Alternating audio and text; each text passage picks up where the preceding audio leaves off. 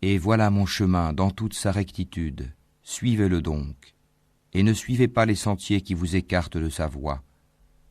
Voilà ce qu'il vous enjoint, ainsi atteindrez-vous la piété. Donc tous les messagers sont venus avec ce message-là, appeler les gens au tawhid. C'est pourquoi on dit souvent que la base de la da'wa, c'est l'appel au tawhid. Et l'appel au tawhid dans les détails, comme les messagers ont fait. Ok? Ce n'est pas comme certains aujourd'hui là qui font da'wa. Quand tu regardes leur da'wa, il n'y a pas l'appel au tawhid dedans.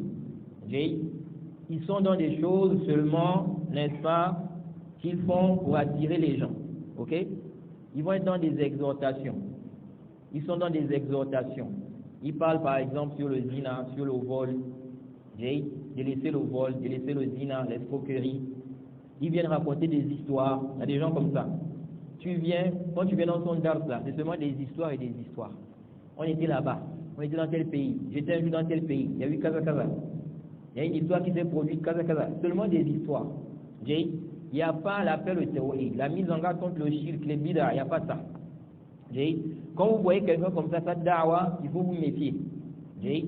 Quelqu'un qui n'appelle pas au tawhid, il dit non, il ne faut pas parler des histoires de shirk, gris-gris, marabout, tout ça, il faut laisser ça. Ça divise les gens, il ne faut pas parler de ça. Quand quelqu'un raisonne comme ça là, il faut savoir que c'est quelqu'un qui a des problèmes. Les prophètes ont eu des problèmes à cause de ça. Le prophète Ibrahim alayhi salam, pourquoi il a eu des problèmes avec son père? Au point où son père lui a dit, la arjumannaka, si tu n'arrêtes pas, je vais te lapider. Vous pensez que c'est parce qu'il a dit au père que non, il faut le bon comportement avec les gens, il faut bien se comporter avec les gens. Aujourd'hui, quand tu viens parler des comportements, les gens sont d'accord avec toi. Il faut avoir un bon comportement, il faut bien se comporter envers les gens. Les gens ne sont pas, il ne faut pas se fâcher. Mais quand tu vas toucher les plaies, les maladies là, en commençant par la grande maladie, le shirk, ensuite tu descends, les bid'a, c'est là où tu vas voir les problèmes. C'est là où tu vas voir quoi? C'est là où tu vas voir les problèmes. Et les prophètes, ils ont subi, ils ont été attaqués par leur peuple. Il y a des prophètes même qui ont été tués. Tout simplement parce que ils ont appelé Allah, ils ont demandé aux gens de délaisser le shirk et d'adorer Allah seul. Vous voyez. Donc la da'wa, la base de la da'wa, c'est le tawhid. Une da'wa qui n'est pas basée sur le tawhid, c'est une fausse da'wa. Ok? Même si la personne là, beaucoup de gens le suivent.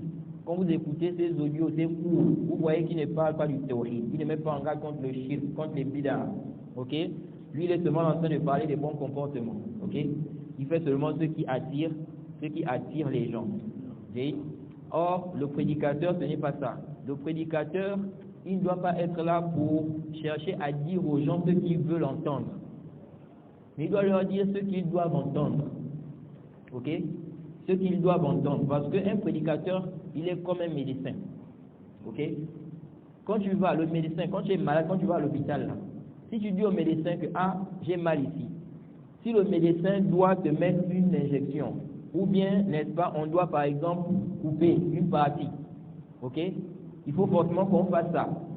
Pourquoi? Pour te guérir. Si toi ici là, tu ne veux pas ça, tu veux qu'il te dise quelque chose d'autre, est-ce que le médecin ici va suivre ce que toi tu veux? Non. Il va te dire, parce que c'est ce que tu dois, c'est ce qu'on doit faire, c'est ce dont tu as besoin. Ok? C'est comme ça. Un prédicateur, il est comme un médecin.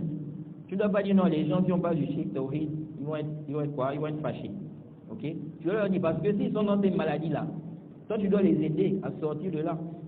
Mais si toi maintenant tu caches ça, tu dis non, parce qu'on va me détester, on va casa. Non, c'est pas bien. C'est pourquoi vous allez voir qu'il y a des prédicateurs, aujourd'hui, ils ne veulent pas avoir des problèmes avec les gens. Donc il va chercher à arranger presque tout, pour que tout le monde soit d'accord avec lui. Tu ne peux pas. Tu ne peux pas. Si tu te mets devant là pour prêcher, pour parler là, tu dois être conscient que tout le monde ne va pas t'apprécier, tout le monde ne va pas t'aimer. Il y a des gens qui vont te détester. Ça, tu dois être conscient de ça. Et ça ne doit pas t'arrêter. Parce que ton but, ce n'est pas que les gens t'aiment. Ton but, c'est de transmettre la religion d'Allah. Ok? Si les gens t'aiment, alhamdulillah. S'ils ne t'aiment pas aussi, toi, tu transmets la religion d'Allah. Et quand tu regardes l'histoire des prophètes, quand tu repars dans l'histoire des prophètes, tu vois ce qu'ils ont subi là. Ça te donne le courage. Ça te donne quoi? Le courage de continuer, n'est-ce pas, sur la bonne voie. Non, on ne dit pas qu'il faut faire aussi ce qui va amener les gens à te détester. Non. Mais tu fais ce qui est légiféré, ce qui t'est demandé dans la législation.